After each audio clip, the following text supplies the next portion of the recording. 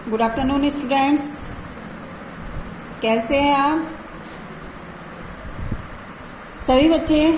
Class 12th के सभी बच्चे अपनी सामान्य हिंदी की बुक निकालिए और इसमें आज हम आपको काव्य खंड पढ़ाएंगे। सभी बच्चे काव्य खंड में चैप्टर फर्स्ट निकालिए। अयोध्या सिंह उपाध्याय हरि औध। अयोध्या सिंह उपाध्याय का देखिए संक्षिप्त परिचय देखिए। जन्म 15 अप्रैल 1865 ईस्वी, निजामाबाद आजमगढ़ उत्तर प्रदेश। पिता का नाम पंडित भोला सिंह उपाध्याय। मृत्यु 16 मार्च 1947 ईस्वी। इनका कार्य क्षेत्र अध्यापक और लेखक। के नाटक हैं प्रद्युम्न, विजय तथा रुक्मणी परिणय आदि। उपन्यास ठेठ हिंदी का ठाठ और अधखिला फूल आदि। आइए देखिए इनके बारे में विस्तार से जाने। हरिऔध जी का जन्म आजमगढ़ जो उत्तर प्रदेश के निजामाबाद गांव में 15 अप्रैल 1865 ईस्वी में हुआ था। इनके पिता का नाम पंडित भोला सिंह उपाध्याय और माता का नाम रुक्मणी देवी था। मिडिल परीक्षा उत्तीर्ण करने के पश्चात इन्होंने काशी के क्वींस कॉलेज में प्रवेश लिया, किंतु अस्वस्थता के कारण इन्हें बीच में ही अपना विद्यालय अध्ययन छोड़ देना पड़ा। तत्पश्चात इन्होंने घर पर ही फारसी, अंग्रेजी और संस्कृत भाषाओं का अध्ययन किया। कुछ वर्ष तक इन्होंने निजामाबाद के तहसीली स्कूल में अध्यापन कार्य किया। बाद में 20 वर्ष तक कानूनगो के पद पर कार्य किया। कानूनगो के पद से अवकाश प्राप्त करके हरिऔध जी ने काशी हिंदू विश्वविद्यालय वाराणसी में अवैतनिक रूप से अध्यापन कार्य किया। हरिऔध जी के जीवन का ध्येय अध्यापन ही रहा। इनका जीवन सरल, विचार उदार और लक्ष्य महान था। 1947 ईस्वी में अपार यश प्राप्त कर हरिऔध जी ने अपना नश्वर शरीर त्याग दिया, यानी कि इनकी मृत्यु 1947 में हुई। हरिऔध जी की भाषा जो थी वो ब्रज भाषा थी। महावीर प्रसाद द्विवेदी के प्रभाव से ये खड़ी बोली के क्षेत्र में आ गए और खड़ी बोली काव्य को नया रूप प्रदान किया। भाषा भाव, छंद और अभिव्यंजना की घिसी पिटी परंपराओं को तोड़कर इन्होंने नई मान्यताएं स्थापित ही नहीं की, बल्कि इन्हें मूर्त रूप भी प्रदान किया। इनकी बहुमुखी प्रतिभा और साहस के कारण ही काव्य के भाव पक्ष और कला पक्ष को नवीन आयाम प्राप्त हुआ।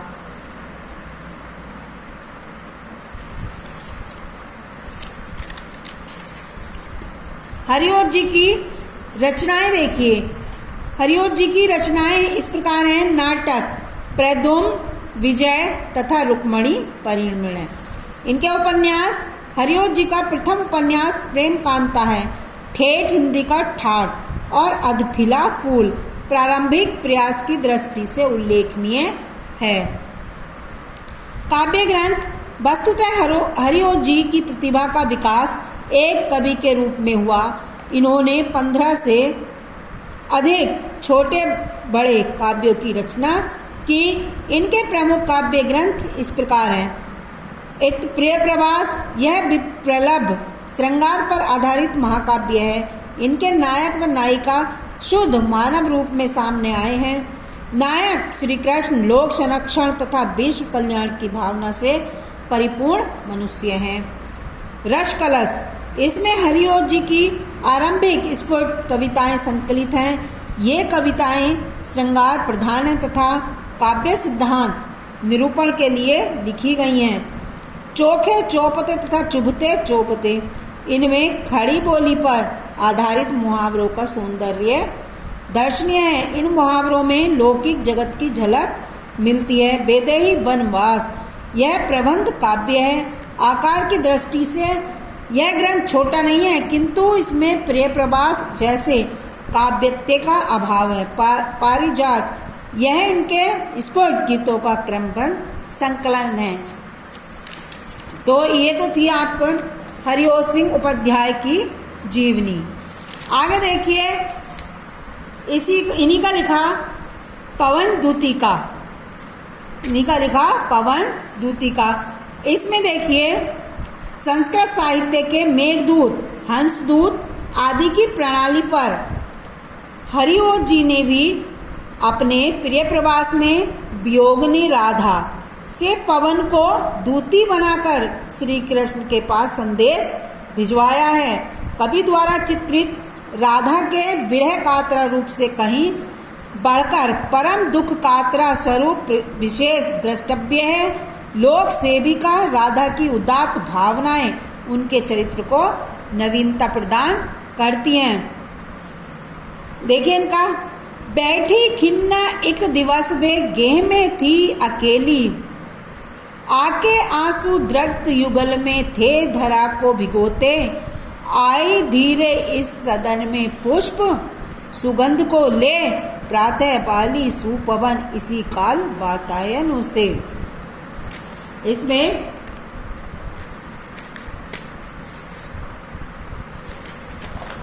इसमें जो राधा है वो इसमें राधा अपने घर में अकेली बैठी हुई है और उनकी आंखें आंसुओं से परिपूर्ण थी। तभी प्रातःकालीन हवा उनके दुख को बढ़ाने लगी। तब वे पवन को फटकार लगाती है और कहती हैं बैठी खिन्ना एक दिवस वे थी अकेली, संतापों को विपुल बढ़ता देख के दुखिता हो, धीरे बोली से दुख उससे श्रीमती राधिकायो, प्यारी प्रातः पवन इतना क्यों मुझे सताती, क्या तू भी कलुषित हुई काल की क्रूरता से। तो कहती हैं कि राधा कहती हैं उदासी से परिपूर्ण घर में अकेली बैठी हुई थी राधा, तो और आंसू आकर उनकी दोनों आंखों को सजल बना रहे थे। उसी समय प्रातःकालीन सुगंधित पवन रोशनदानों से होकर घर के भीतर आती है और जब पवन के प्रभावों को बढ़ता देख राधा का दुख बहुत अधिक बढ़ गया, तो उन्होंने दुखी होकर धीरे धीरे पवन से कहा कि हे प्रातःकालीन पवन, तू क्यों मुझे इस तरह से सता रही हो, क्या तू भी इस समय की कठोरता से दूषित हो गई हो। ये ना, क्या तू भी है कलुषित हुई काल की क्रूरता से, यानी कि क्या तू भी समय की कठोरता से दूषित हो गई है, क्या तुझ पर भी समय की क्रूरता का प्रभाव पड़ गया है। काल समय, क्या तुझ पर भी समय की क्रूरता का प्रभाव पड़ गया है। एक बार फिर से सुनिए। एक दिन राधा अपने घर में अकेली बैठी हुई थी, उनकी आंखें आंसुओं से परिपूर्ण थी। तभी प्रातःकालीन पवन उनके दुख को बढ़ाने लगी। तब वे पवन को फटकार लगाती हैं और कहती हैं संतापों को बुढ़ता देख दुखिता हो। एक दिन राधा उदासी से परिपूर्ण घर में अकेली बैठी हुई थी और आंसू आकर उनके दोनों आंखों को भिगो रही थी, सजल बना रही थी। इसी समय प्रातःकालीन सुगंधित हवा धीरे से रोशनदानों से होकर घर के भीतर आई। जब उन्होंने पवन के प्रभाव से राधा का दुख बहुत बढ़ गया तो उन्होंने दुखी होकर पवन से कहा कि हे प्रातःकालीन हवा, धीरे से बोली हे प्रातः से दुख उससे श्रीमती राधिका कि हे प्रातःकालीन पवन, तू क्यों मुझे इस प्रकार सता रही है, क्या तू भी कलुषित हुई? क्या तू भी समय की कठोरता से दूषित हो गई है? क्या तुझ पर भी समय की क्रूरता का प्रभाव पड़ गया है? निम्न इसमें काव्य सौंदर्य देखिए, राधा की मनोदशा का भावपूर्ण चित्रण किया गया है। इनकी भाषा जो है वो खड़ी बोली है, अलंकार मानवीयकरण, रस श्रृंगार और गुण प्रसाद।